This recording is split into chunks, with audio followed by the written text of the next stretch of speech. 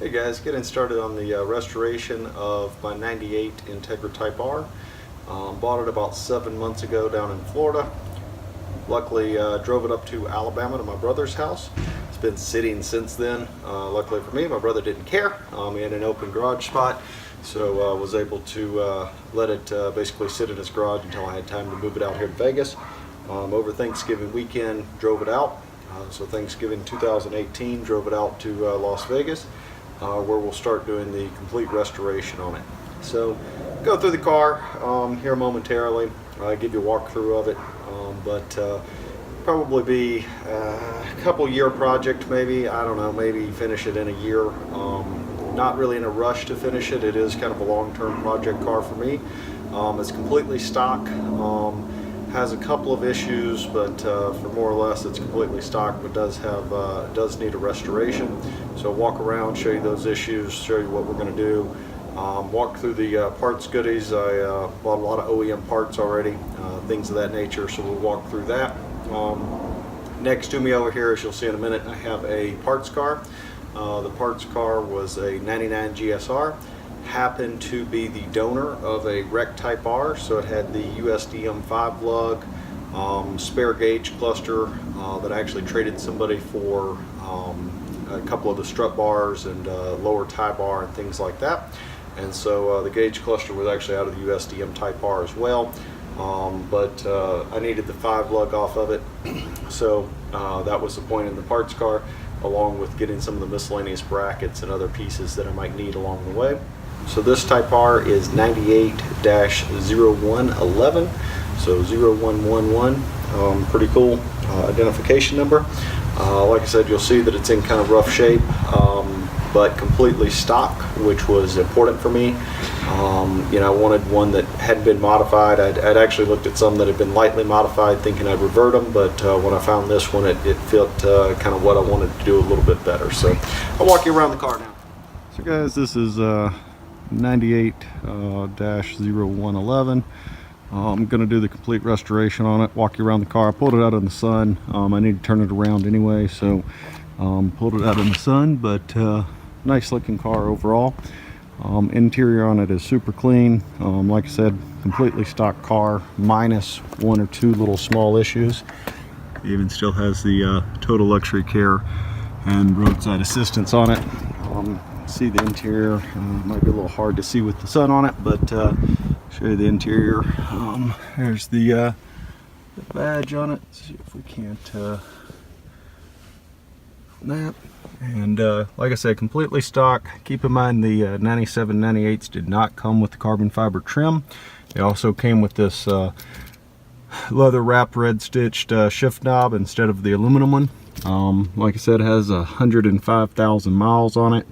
Really pretty clean. Has I drove back, and those are some crumbs that fell out of a bag that happened whenever I was driving back. But you can see it's a little hard to see with the sunlight. But clean looking car. Still has floor mats in it. Pretty clean floor mats. Has one little issue up here at the very top. Has a little bit of wear mark through it. But overall pretty clean. Pop the hood and show you some of the issues with the car, so to speak. So first issue that you will see and address, and I might add before we go do that, there is, if you look at the rear quarter panels, no real rust or problems on the actual body itself, which is good. There is a couple of little rust spots, specifically this on the hood. Has a rust spot here on the hood, and there's actually a couple on the other side over here. There's a couple right through here that almost look like bubbling, that I assume is rust coming in from the underside. And so that is the issue with the car. Northern car was a Northern car. The guy raced it, and so it does have a bit of racing quote heritage to it, but once we get under here, you can start to see where the rust is really the issue, especially on that lower bar. Lower bar is in really rough shape. Some rust on the actual subframe. For the most part, it's not too bad on the actual frame itself, but the suspension and sway bars and things like that are in pretty rough shape. Not what I would deem you know, unfixable, but will need a little bit of love. So similarly, my understanding is the guy towed it behind an RV, and so probably got a lot of salt and winter weather kicked up on it, and so the engine bay is pretty rough. So, you know, again, valve cover, easy enough. Some of the other things like the heat shield and whatnot, the aluminum is pretty well pitted. It is missing the VIN on the transmission. I actually have the paperwork where the dealership replaced the bell housing at like 12,000 miles, and so it's not actually it's not a different or non-OEM transmission or replaced transmission. The motor has the VIN tag on it, but the transmission, like I said, the bell housing was replaced at the dealership just a couple 20,000 miles in. But as we're going around, you'll start to notice fair amount of corrosion on most of the brackets and things of that nature. But the chassis itself is in pretty good shape. I'm not saying there's no problems, but for the most part the chassis is not in too bad a shape where it was painted. Probably have to do some restoration on it. The only other issue, it's got the VINs on everything except for the passenger fender, passenger side fender. The guy ran it, like I said, he raced it, he ran it into a stack of tires, damaged up the passenger side fender, had it replaced. Doesn't show any wrecks because it was done off of insurance, because he did it when it was racing. It was a cheap repair.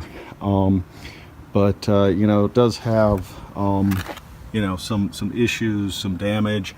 Emblems are pretty well faded, things like that. Front lip has a little bit of an issue. Actually, I think I caused that. I can't really see it, but it's kind of dangling down right there. So we'll get that all fixed up. Probably going to source an OEM fender, replace it with an OEM fender. This one is not, but like I said, overall the car is pretty clean with the exception of the rust. And so that brings us to the next statement, which is the